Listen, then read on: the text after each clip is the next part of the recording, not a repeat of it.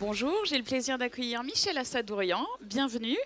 Merci, Vous êtes bonjour. le cofondateur de Wiko. Alors, vous vendez des téléphones mobiles, mais qui ont une petite particularité. Est-ce que vous pouvez nous raconter? Bien sûr. D'ailleurs, bonjour. Merci de m'accueillir sur votre plateau et de m'avoir convié aujourd'hui à cette manifestation. Wiko est une entreprise, et je le dis souvent, et j'en suis très fier, marseillaise avant tout, qui a été créée en 2011 par Laurent Dan, notre président fondateur, et moi-même. Wiko, en fait, est le résultat, pour essayer de faire court, l'idée, en fait, à la base, est partie d'un constat simple. On s'est aperçu qu'il y avait une gamme de téléphones portables incomplète, avec un marché et un segment qui était un peu délaissé, à savoir les smartphones à moins de 200 €. Donc de là nous est venue une idée un peu folle, parce qu'il fallait être un peu fou pour en 2011 penser lancer une nouvelle marque de téléphone portable, française et marseillaise qui plus est. On nous a pris, comme on dit chez nous, un peu pour des fadas. Mais bon, on a osé le pari, on l'a fait.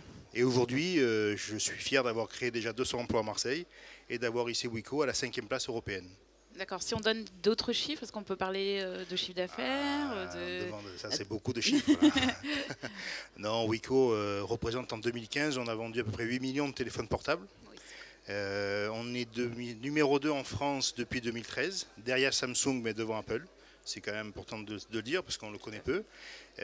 Wiko a été on a été les premiers à lancer un téléphone portable à moins de 50 €, un 3G à moins de 50 €, le premier 4G à moins de 100 €. Et nous, on se qualifie souvent de marque anti-crise. Wiko a permis un peu de démocratiser la technologie, le téléphone, en désacralisant un peu cette technologie, en se concentrant sur l'usage. Parce que souvent, en fait, on voyait qu'il y avait une course effrénée à la surtechnologie, alors qu'avant tout, on se sert d'un téléphone pour téléphoner. Donc de là est né Wiko, avec surtout aussi, parce que c'est bien d'avoir une idée, mais il faut aussi des moyens. Et j'avoue que malgré le fait que je sois attaché à mon pays et à ma ville, on n'a pas trouvé de support en France. On s'est tourné vers la Chine, parce qu'avant tout c'est une histoire d'homme. Il se trouve que Laurent Dan connaissait parfaitement James, qui est le patron du groupe Tino, le dirigeant du groupe Tino, qui a été emballé par le projet, qui nous a soutenus et qui a mis les ressources nécessaires, à la fois financières, mais surtout un outil de production. Parce que Wiko, ce qui fait de nous un constructeur, c'est que nous avons nos propres chaînes de production qui sont dédiées aux produits Wiko. Ce qui nous a permis de créer notre gamme de produits et d'être là où on est aujourd'hui. D'accord. Alors ça, c'est aujourd'hui. Ouais. Et demain? Alors demain, c'est vrai qu'on a annoncé au Mobile World Congress, en 2015, qu'on voulait être dans le top 5 mondial. Et aux échos aussi, dans une interview aux échos. Déjà, on est le top 5 européen. C'est pas mal. En 5 ans. Oui, on a l'ambition d'un groupe. Donc oui, on veut hisser la marque au plus haut niveau qu'on puisse faire.